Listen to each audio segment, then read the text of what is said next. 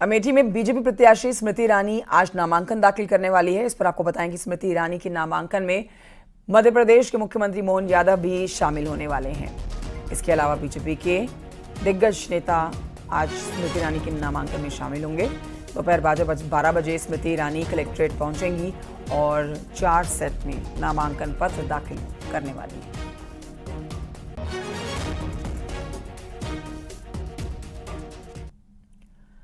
अमेठी से बीजेपी प्रत्याशी स्मृति ईरानी ने स्कूटी से प्रचार भी किया है। जी हां, देर शाम गौरीगंज बाजार में उन्होंने स्कूटी चलाई। स्कूटी चलाने के दौरान ये तस्वीरें भी उनकी कैमरे में कैद हुई है। बीजेपी को वोट देने की अपील वो लोगों से कर रही हैं।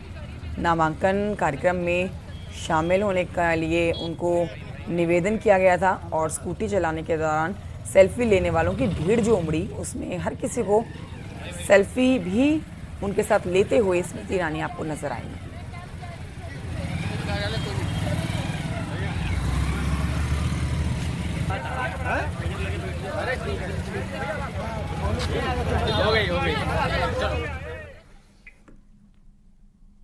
अब बात उस लोकसभा सीट की करने जा रहे हैं जिसकी इन दिनों काफी चर्चा है, क्योंकि यूपी की अमेठी और रायबरेली सीट पर टिकट को लेकर कांग्रेस अभी तक असमंजस में है। लेकिन स्मृति ईरानी अयोध्या में रामलला के दर्शन में चुनावी शंखनाद कर चुकी हैं। इसके साथ ही समाजवादी पार्टी के विधायक राकेश प्रताप का भी उन्हें समर्थन मिल चुका है।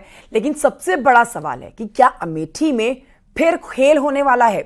इस खेल को समझने के लिए यह समझना जरूरी है कि आखिर अमेठी में कब किसकी जीत हुई है। देखिए रिपोर्ट।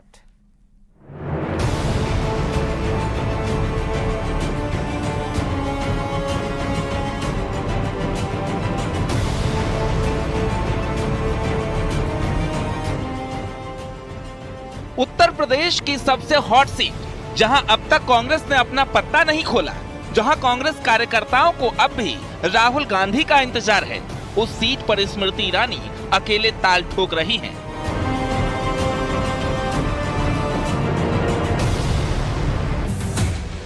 और अब तो समाजवादी पार्टी के विधायक ने भी स्मृति ईरानी की राम भक्ति पर उन्हें समर्थन दे दिया है। स्मृति ईरानी के समर्थन में आए एसपी विधायक राकेश प्रताप ने दिया समर्थन।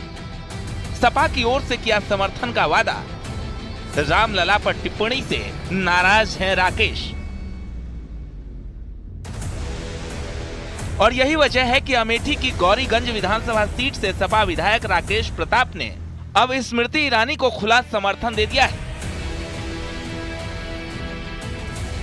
निश्चित रूप से कष्ट हुआ होगा कि जो अपने दिन की शुरुआत अपने आराध्य की सेवा से करता हो, अपने ही घर के मंदिर से, उस व्यक्ति को निश्चित रूप से कष्ट हुआ होगा जब जिस राजनीतिक पार्टी का वो वर्षों से साथ दे रहा हो, उस पार्टी की पॉलिटिक्स की वजह से उसके आराध्य का अपमान उस व्यक्ति को सहन करना पड़ा।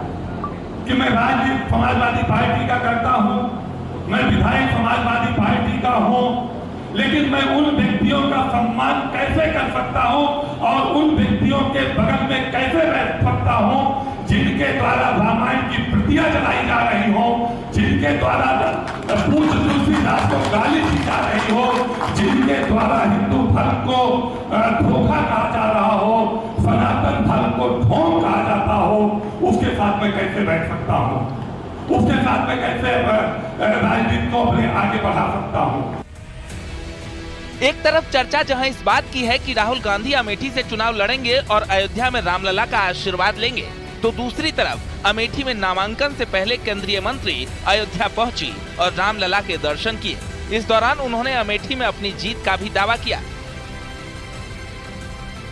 धर्म और धैर्य, निष्ठा और नियम, पुरुषार्थ और पराक्रम की भूमि अयोध्या पर जो भी सनातनी ये सौभाग्य रखता है कि आकर प्रभु के श्री चरणों में, संतों के सानिध्य में सनातन की विजय पताका को लहराते देखे, ये उसके जीवन का सबसे बड़ा पुण्य है।